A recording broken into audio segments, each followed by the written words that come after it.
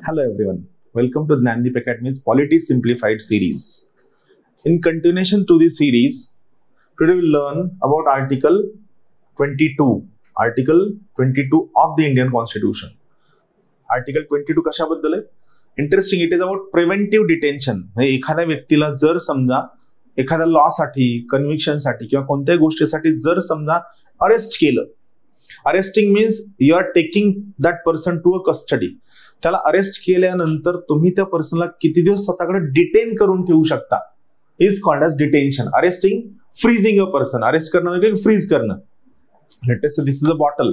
ही bottle या ठिकाणी समोर पडली आहे, मी या बॉटलला स्वतःकडे घेतलं, मी काय केलं, बॉटलला फ्रीज केलंय, मी या बॉटलला अरेस्ट केलं. आता बॉटल समजा तुमची आहे, पण मी बॉटल तुम्हाला देत नाही, बॉटल मी स्वतःकडे ठेवून घेतोय, then it is called as a detention. फरक लक्षात आला? Arresting, freezing of a person, detention त्या पर्सनला स्वतःच्या कस्टडीमध्ये ठेवणं. जर एखाद्या पर्सनला लॉ एन्फोर्समेंट एजन्सीज, स्टेट, ज्याची डेफिनेशन आपण आर्टिकल 12 मध्ये स्टडी केलेली आहे, एखाद्या पर्सनला जर समजा अरेस्ट केलं तर त्या पर्सनला किती टाइम पिरियड साठी तुम्ही डिटेन करून ठेवू शकता याबद्दलचं हे आर्टिकल आहे. याबद्दलचा हा फंडामेंटल राईट आहे. म्हणजे लक्षात घ्या, ज्या व्यक्तीला एखाद्या गुन्ह्यासाठी अरेस्ट केलेला आहे त्या पर्सनला सुद्धा काही फंडामेंटल राईट्स आहेत, आणि हे फंडामेंटल राईट्स तुम्हाला कॉन्स्टिट्यूशनने दिलेले आहेत, which should not be violate. Now see what it says. See काय आहे ते, काय म्हणतं, प्रोटेक्शन म्हणजे तुम्हाला असणारं संरक्षण against arrest and detention in certain cases. काही केसेसमध्ये तुम्हाला अरेस्ट केलं असेल, डिटेन केलेलं असेल, तर अरेस्ट आणि डिटेन केल्यानंतर जे तुमचे फंडामेंटल राईट्स आहेत, या फंडामेंटल राईट्सला कोणतं प्रोटेक्शन आहे? अरेस्ट केल्यानंतर आणि डिटेन करून ठेवल्यानंतर तुमच्या फंडामेंटल राईटला जे कोणतं प्रोटेक्शन आहे, that protection is provided bye article 22 of the Indian constitution. आता हे आर्टिकल काय म्हणतं? नो पर्सन, याचा अर्थ काय? कोणताही व्यक्ती. म्हणजे मला सांगा, आर्टिकल 22 फक्त इंडियन सिटीजनला आहे का एव्हरी पर्सनला आहे? It is available for every person. So article 22 चा स्कोप फक्त इंडियन सिटीजन पुरता नाहीये. It is applicable to citizen as well as non citizen with few exceptions. काय एक्सेप्शन्स आहेत आपण स्टडी करणार आहे. No person who is arrested, म्हणजे ज्याला अरेस्ट केलेला आहे, shall be detained in custody without being informed as soon as may be of the grounds for such arrest. लक्षात. सो पहिला पॉइंट याचं काय म्हणतं की कोणताही पर्सन ज्याला तुम्ही डिटेन केलेलं आहे, डिटेन केलेल्या पर्सनला ऍज सून ऍज, जेवढं शक्य असेल तेवढा लवकर तुम्ही त्याला कोणत्या ग्राउंडसाठी, कोणत्या कारणांसाठी डिटेन केलेलं आहे हे तुम्हाला त्याला इन्फॉर्म करावं लागेल. हा त्याचा फंडामेंटल राईट आहे. आलं लक्षात? म्हणजे तुम्ही एखाद्या व्यक्तीला डिटेन केलंय आणि तुम्ही त्याला कारणच सांगत नाही किंवा तुला का डिटेन केलं असं नाही चालणार. एखाद्या व्यक्तीला डिटेन केल्यानंतर, अरेस्ट केल्यानंतर जेवढं लवकर शक्य असेल तेवढं लवकर, as soon as may be, you have to inform that person regarding the grounds of detention. कोणत्या कारणांसाठी त्याला डिटेन करून ठेवलेला आहे, हा पहिला पॉइंट आहे. Nor shall be denied the right to consult and to be defended by a legal practitioner of his choice. हा दुसरा फंडामेंटल राईट यामधला. म्हणजे सगळ्यात पहिला फंडामेंटल राईट काय आहे की त्या पर्सनला जर डिटेन केलं, जर त्याला अरेस्ट केलं, तर कोणत्या कारणासाठी त्याला अरेस्ट केलं हे सांगायचं, आणि त्याला सांगितल्यानंतर त्याला त्याच्या चॉईसच्या वकिलामार्फत सल्ला घेण्याचा किंवा त्याला त्याच्या चॉईसच्या वकिलाने डिफेंड करण्याचा, कोर्टामध्ये डिफेंड करण्याचा सुद्धा अधिकार आहे. हा पण अधिकार तुम्ही काढून घेऊ शकत नाही. हा दुसरा अधिकार आहे. खूप सगळ्या गोष्टी आहेत. We are trying to decode everything one by one. So पहिला आपल्याला काय कळलंय, त्याला कारण सांगायची का डिटेन केलेलं आहे. दुसरं आपल्याला काय कळलंय, त्याला त्याच्या चॉईसचा लॉयर, लीगल प्रॅक्टिशनर, वकील अवेलेबल करून द्यायचा, किंवा त्याला ते अधिकार असेल की तो त्याच्या चॉईसच्या वकिलाकडनं ती पर्टिक्युलर केस डिफेंड करू शकतो. Second point. आता यात पुढे काय म्हणतं पहा, इंटरेस्टिंग आहे. दुसरा क्लॉज काय म्हणतो, every person who is arrested and detained in custody shall be produced, म्हणजे त्याला हजर करायचंय, shall be produced before the nearest magistrate म्हणजे पोलीस असं म्हणू शकत नाही की यानं मुंबईला गुन्हा केलाय सो याला आम्ही कलकत्त्यावर मुंबईला घेऊन जा, बिलकुल नाही. त्यांचं काय म्हणणं आहे की नियरेस्ट मॅजिस्ट्रेट, जो सगळ्यात जवळचा मॅजिस्ट्रेट असेल, याच्या समोर ज्या व्यक्तीला तुम्ही अरेस्ट करून डिटेन करून ठेवलंय त्याला हजर करायचं. Nearest magistrate within a period of how many time period, within a period of 24 hours, 24 तासांच्या आत. म्हणजे अरेस्ट केलं, डिटेन करून ठेवलंय, तर जो नियरेस्ट मॅजिस्ट्रेट असेल त्याच्यासमोर 24 hours मध्ये याला काय करायचंय, प्रोड्यूस करायचं, याला साजरं करायचंय. मग सच arrest excluding the time necessary for the journey from the place of arrest to the court of the magistrate. म्हणजे आता जेव्हा आपण 24 hour काउंट करू तर 24 hour काउंट करताना जो प्रवासाचा वेळ आहे, ज्या ठिकाणावरून अरेस्ट केली आहे आणि ज्या ठिकाणी त्या न्यायाधीशाचं घर आहे, तर ज्या ठिकाणावरून अरेस्ट केली त्या ठिकाणावरनं तो त्या मॅजिस्ट्रेट कडे घेऊन जाईपर्यंत जो काय टाइम, जो काय प्लेस, जो वेळ आहे, तो वेळ काउंट करताना प्रवासाचा वेळ त्यात काउंट करणार नाही. नाही तर चोर म्हणून की नाही झाले 24 तास संपले, तुम्ही मला सोडा, तुम्ही मला धरून ठेवू शकत नाही, असं नाही. काय 24 hours काउंट करताना प्रवासाचा वेळ, time of journey will not be counted between the place of arrest to the place of magistrate.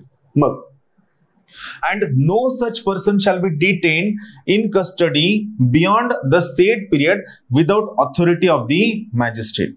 म्हणजे तुम्ही त्या पर्सनला काय केलं, मॅजिस्ट्रेट समोर हजर केलं आणि मॅजिस्ट्रेट म्हणलं याला सोडून द्या, याला रिलीज करा, तर तुम्ही त्याला डिटेन करून ठेवू शकत नाही. सो इथं 2 पॉईंट आपल्याला काय कळतात. पहिला पॉईंट आपल्याला कळतो, ज्या व्यक्तीला तुम्ही अरेस्ट करून डिटेन करून ठेवलंय त्याला जवळच्या मॅजिस्ट्रेटकडे 24 hours मध्ये प्रोड्यूस करा, सादर करा. हे 24 hours काउंट करताना जो प्रवासाचा वेळ आहे हा वेळ काउंट केला जाणार नाही. आणि तिसरी सगळ्यात महत्वाची गोष्ट या पर्टिक्युलर ठिकाणी, जर मॅजिस्ट्रेट म्हणला की याला रिलीज करा तर पोलीस त्याला डिटेन करून ठेवू शकत नाहीत. मॅजिस्ट्रेटच्या परमिशन शिवाय तुम्ही कोणत्याही पर्सनला डिटेन करून ठेवू शकत नाही. It is violation of fundamental right given by article 22. आता इथं काय आणखी महत्वाचे प्रोव्हिजन्स आहेत. पहा प्रोव्हिजन्स काय म्हणतात, थोडे इंटरेस्टिंग आहे, लक्ष देऊन पहा.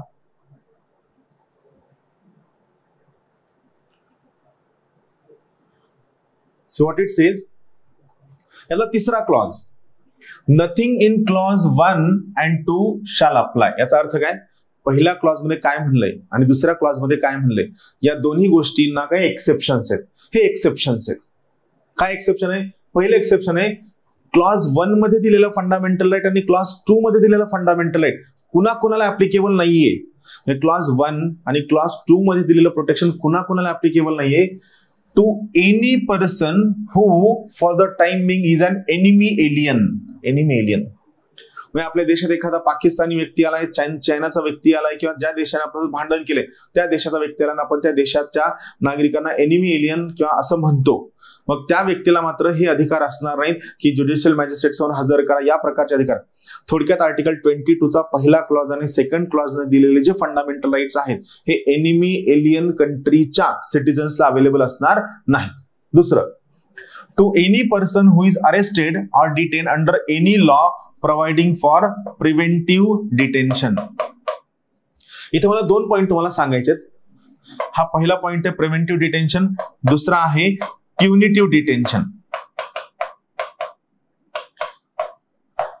दुसरा आहे प्युनिटिव्ह डिटेन्शन. काय डिफरन्स आहे तर पहा, प्युनिटिव्ह डिटेन्शन म्हणजे काय, जेव्हा एखाद्या व्यक्तीने काहीतरी गुन्हा केलाय, त्याचा हा गुन्हा सिद्ध झालाय, मग हा गुन्हा सिद्ध झाल्यानंतर त्याला 6 वर्षांची जेल झाली.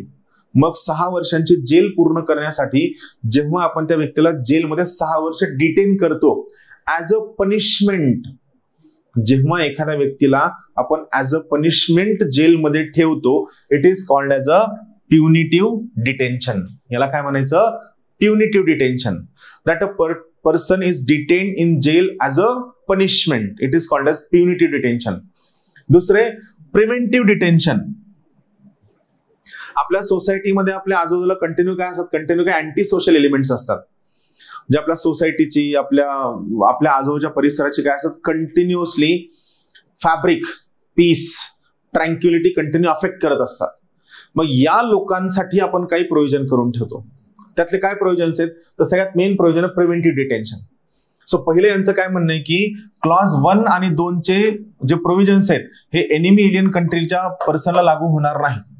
सोबत क्लॉज 1 आणि 2 चे प्रोव्हिजन्स कुणाला लागू होणार नाहीत, तर ज्या व्यक्तीला आपण प्रिव्हेंटिव्ह डिटेन्शनच्या क्लॉज खाली अरेस्ट केलेलं आहे त्या व्यक्तीने सोसायटीमध्ये कोणत्याही प्रकारची दंगा माजू नये, काही कोणत्याही प्रकारचा अनुचित प्रकार करू नये, यासाठी जर आपण त्या पर्सनला डिटेन करून ठेवलेलं असेल आणि ते पण कायद्यानुसार जर डिटेन करून ठेवलेलं असेल तर त्या केसमध्ये हे 1 आणि 2 ने दिलेले क्लॉज याला सुद्धा अप्लाय होणार नाही. आलं लक्षात? So third clause is an exception to clause 1 and clause 2 of article 22. Now see,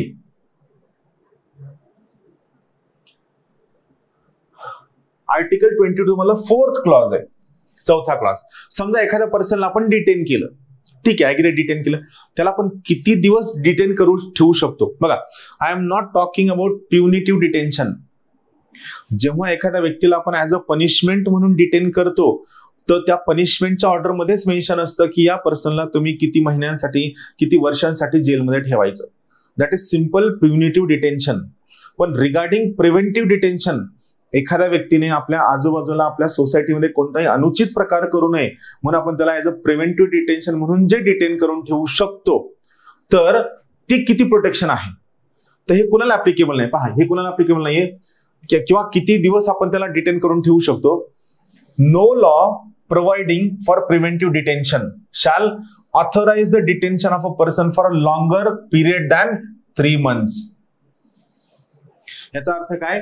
कोणत्याही व्यक्तीला, बरोबर आहे, आपण कशासाठी डिटेन केलेला आहे? प्रिव्हेंटिव्ह डिटेन्शन साठी डिटेन केलेला आहे. No law providing for preventive detention, कोणताही लॉ जो प्रिव्हेंटिव्ह डिटेन्शन साठी बोलत असेल हा law shall authorise the detention of a person for longer period than 3 months. म्हणजे प्रिव्हेंटिव्ह डिटेन्शनचा कोणताही कायदा हा कोणत्याही व्यक्तीला प्रिव्हेंटिव्ह डिटेन्शन मध्ये 3 महिन्यांपेक्षा जास्त टाइम पिरियड साठी ठेवणार नाही, unless but there is an exception. याचा अर्थ काय?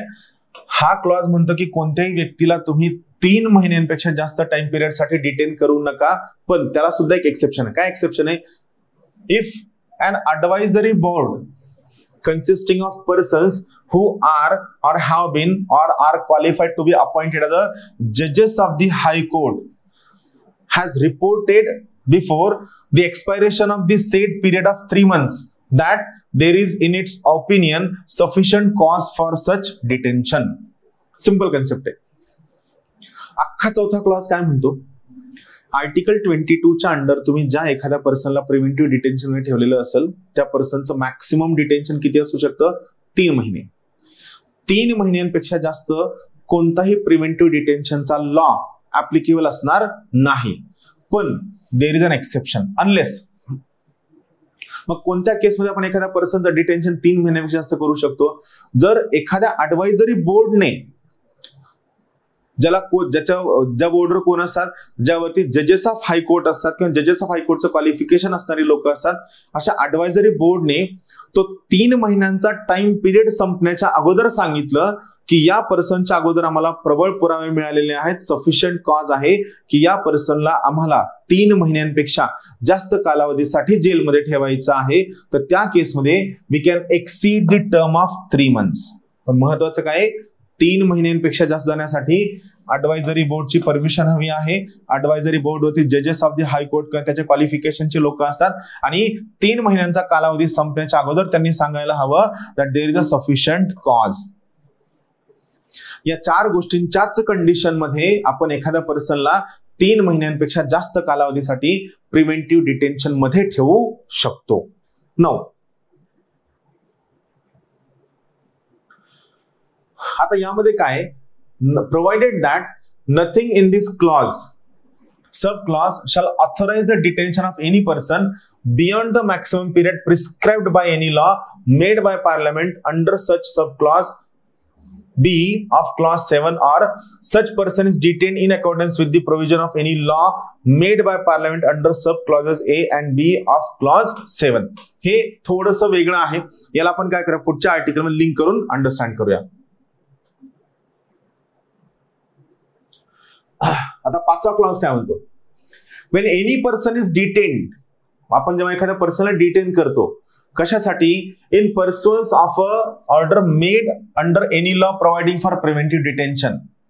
the authority making the order shall as soon as may be communicate to such person the grounds on which the order has been made and shall afford him the earliest opportunity of making representation against the order.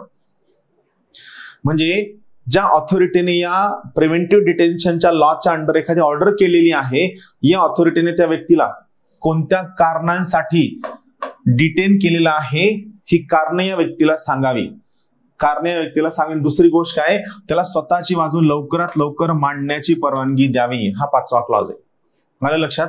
So preventive डिटेन्शनच्या under जर एखाद्या पर्सनला arrest केलं असेल तर त्या पर्सनला लवकरात लवकर ज्या ऑथॉरिटीने preventive डिटेन्शनची order pass केलेली आहे त्या प्रिव्हेंटिव्ह डिटेन्शनची ऑर्डर त्याला लवकरात लवकर सांगावी आणि ही ऑर्डर सांगितल्यानंतर त्याला स्वतःचं रिप्रेझेंटेशन वकिलामार्फत स्वतःची बाजू मांडण्याची संधी सुद्धा लवकरात लवकर द्यावी.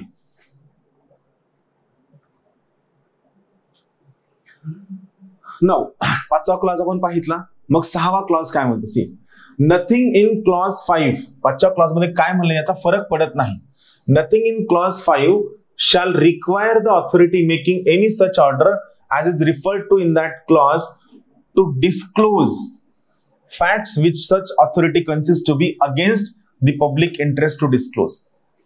See, खूप सिंपल लँग्वेज आहे. 5वा क्लॉज काय म्हणतो, जेव्हा एखाद्या व्यक्तीच्या अगेन्स्ट प्रिव्हेंटिव्ह डिटेन्शनची ऑर्डर एखाद्या ऑथॉरिटीने केली प्रिव्हेंटिव्ह डिटेन्शन लॉच्या अंडर, तर त्याला प्रिव्हेंटिव्ह डिटेन केल्यानंतर लवकरात लवकर त्याला कोणत्या कारणांसाठी आपण प्रिव्हेंटिव्ह डिटेन केले हे त्याला कळवावं आणि लवकरात लवकर त्याला स्वतःची बाजू मांडण्याची संधी द्यावी. करेक्ट आहे. पण 6 क्लॉज काय म्हणतो, समजा 5च्या क्लॉजनं सांगितलं की तुम्ही त्याला बाजू सांगा, पण जर समजा त्या ऑर्डर जी आहे त्या ऑथॉरिटीला असं वाटलं, ज्या ऑथॉरिटीने ऑर्डर पास केली प्रिव्हेंटिव्ह डिटेन्शनची, त्या ऑथॉरिटीला असं वाटलं की त्या व्यक्तीला डिटेन केलेल्या व्यक्तीला जर समजा आपण ही कारणं सांगितली की बाबा तुला का डिटेन केलेलं आहे आणि ही कारणं सांगितल्यामुळं जर सोसायटीचा इंटरेस्ट अफेक्ट होत असेल, पब्लिक इंटरेस्ट अफेक्ट होत असेल, तर त्या केसमध्ये ती कारणं सांगितली जाणार नाही. एखादा आतंकवादी आहे, बरोबर आहे, या आतंकवाद्याला पण अटक केली ना, आपण त्याला कोणकोणत्या कारणांसाठी अटक केली हे सांगितल्यामुळे जर तो सावध होणार असेल तर त्या ठिकाणी ऑब्व्हियसली काय, ती ऑथॉरिटी आतंकवाद्याला कारण सांगणार नाही. सो 6वा क्लॉज म्हणतो की 5वा क्लॉज जरी म्हणत असला की त्या व्यक्तीला कारण सांगा, पण तरी सुद्धा प्रिव्हेंटिव्ह डिटेन्शनची ऑर्डर इश्यू करणाऱ्या ऑथॉरिटीला वाटलं की ही कारण सांगितल्यामुळं पब्लिक इंटरेस्ट अफेक्ट होतोय, पब्लिक इंटरेस्ट व्हायलेट होतोय, तर ही ऑर्डर इश्यू करणारी ऑथॉरिटी त्याला कारण सांगणार नाही.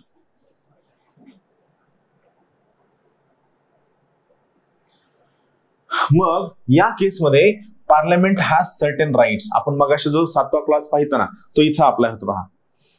मग आता पहिल्यांदा आपण काय पाहिलं, नॉर्मली अरेस्ट अँड डिटेन्शन पाहिलं, मग आपण पाहिलं प्रिव्हेंटिव्ह डिटेन्शन. आता आर्टिकल 22च्या अंडर पार्लमेंटला काय राईट्स आहेत पाहूया. सी काय म्हणतं, parliament may by law prescribe, म्हणजे पार्लमेंट काय करू शकतं, प्रिस्क्राईब करू शकतं, सांगू शकतं, पार्लमेंट डिसाइड करू शकतं. काय डिसाइड करू शकतं, see parliament may by law prescribe the circumstances, म्हणजे काय परिस्थिती or conditions, the circumstances under which and the class or classes of cases in which, कोणकोणत्या परिस्थिती आणि कोणकोणत्या क्लासेस मध्ये a person may be detained for a period longer than 3 months under any law providing for preventive detention without obtaining opinion of an advisory board in accordance with the provisions of subclause A of clause 4. मगाशी आपण काय पाहितलं, कोणताही preventive detention law असू द्या, कोणत्याही preventive detention लॉच्या under तुम्ही कोणत्याही पर्सनला maximum किती दिवस जेलमध्ये ठेवू शकता, 3 महिने. जर तुम्हाला 3 महिन्याच्या वर ठेवायचं असेल तर कोणाची परवानगी आवश्यक आहे, ऍडवायझरी बोर्डची, ज्याचा हेड कोण असणार आहे, जज ऑफ हायकोर्ट असणार आहे. पण समजा एखादी अशी केस आहे की ज्या केसमध्ये आपल्याला त्या पर्सनचं प्रिव्हेंटिव्ह डिटेन्शन 3 महिन्यांपेक्षा जास्त घ्यायचंय, 3 महिन्यांपेक्षा जास्त घ्यायचंय, ते पण ऍडवायझरी बोर्डच्या परवानगी शिवाय, तर असा अधिकार कोणाला आहे, असा अधिकार फक्त पार्लमेंटला आहे. आणि मग मला सांगा पार्लमेंटचा अधिकार म्हणजे पार्लमेंट हे कसं करू शकतं, parliament will go for this thing by law. Parliament काय करेल, पार्लमेंट या गोष्टी will go for this thing by law. So basically काय पार्लमेंट काय करू शकतं, कोणकोणत्या सर्कमस्टान्सेस मध्ये, कोणकोणत्या क्लास किंवा क्लास ऑफ केसेस मध्ये पार्लमेंट एखाद्या पर्सनला 3 महिन्यांपेक्षा जास्त टाइम पिरियड साठी डिटेन्शन मध्ये ठेवू शकतं. 3 महिन्यांपेक्षा जास्त पिरियड साठी डिटेन्शन मध्ये ठेवू शकतं without permission of advisory board. Interesting आहे, राईट. आणि लक्षात घ्या, ज्या ठिकाणी पार्लमेंट हा वर्ड येईल याचा अर्थ काय असतो, it is by law of the parliament. नंतर सोबत पार्लमेंट काय करू शकतं, the maximum period for which any person may in any class or classes of case be detained under any law providing for preventive detention. महत्वाची गोष्ट, 3 महिन्यांपेक्षा जास्त सुद्धा पार्लमेंट ठरवू शकतं. इवन 3 महिन्यांपेक्षा जास्त किती कालावधीसाठी एखाद्या व्यक्तीला प्रिव्हेंटिव्ह डिटेन्शन केलं जाऊ शकतं हे पण ठरविण्याचा अधिकार पार्लमेंटला आहे. सोबत parliament may decide the procedure to be followed by an advisory board in inquiry under sub clause 4. म्हणजे ऍडवायझरी बोर्डनं काय प्रोसेस फॉलो करावी हे सुद्धा कोण डिसाइड करतं, हे सुद्धा पार्लमेंट डिसाइड करतं. सिम्पली लॉजिक लक्षात घ्या, तुमच्या लक्षात येईल काय होतं तर सी आपण काय पाहतो, पार्लमेंटला काय काय आहे. आपण आतापर्यंत काय पाहिजे की आर्टिकल 22 काय काय फंडामेंटल राईट देतं, पण या फंडामेंटल राईटला असणारे काही एक्सेप्शन्स पार्लमेंटच्या लॉ मध्ये आहेत. काय एक्सेप्शन्स आहेत, सगळ्यात पहिले एक्सेप्शन आपण इथे काय पाहतो की पार्लमेंट काय करू शकतं, कोणत्या कंडिशन मध्ये, कोणत्या क्लासेस ऑफ केस मध्ये एखाद्या पर्सनला 3 महिन्यांपेक्षा जास्त पिरियड साठी ऍडवायझरी बोर्डच्या परमिशन शिवाय आपण डिटेन करून ठेवू शकतो, हे पार्लमेंट डिसाइड करतं. सोबत पार्लमेंट दुसरी गोष्ट काय डिसाइड करतं, पार्लमेंट इथं हे पण डिसाइड करतं की मॅक्सिमम पिरियड ऑफ डिटेन्शन किती असू शकतं हे सुद्धा पार्लमेंट डिसाइड करू शकतं. आणि तिसरी गोष्ट पार्लमेंट काय डिसाइड करू शकतं की या केसमध्ये ऍडवायझरी बोर्डने काय प्रोसेस फॉलो करावी हे सुद्धा पार्लमेंट डिसाइड करू शकतं. तुम्हाला लक्षात येत असेल की पार्लमेंटला खूप जास्त अधिकार आहेत. आणि मित्रांनो परत एकदा सांगतो, ज्यावेळेस युपीएससी या प्रकारचे प्रश्न विचारते तर युपीएससी आर्टिकलची लँग्वेज फॉलो करते, पुस्तकांची लँग्वेज युपीएससी फॉलो करत नाही. इथे जे मी तुम्हाला पॉईंट सांगते पक्की लक्षात घ्या, याच्या पलीकडे कधीही प्रश्न जाणार नाही. जे सगळ्यात कारण प्रश्न जे असणार ते सगळे या सगळ्या पॉइंटला धरून असणार आहे. नवीन आर्टिकल घेऊन लवकरात लवकर भेटूया. शुभेच्छा.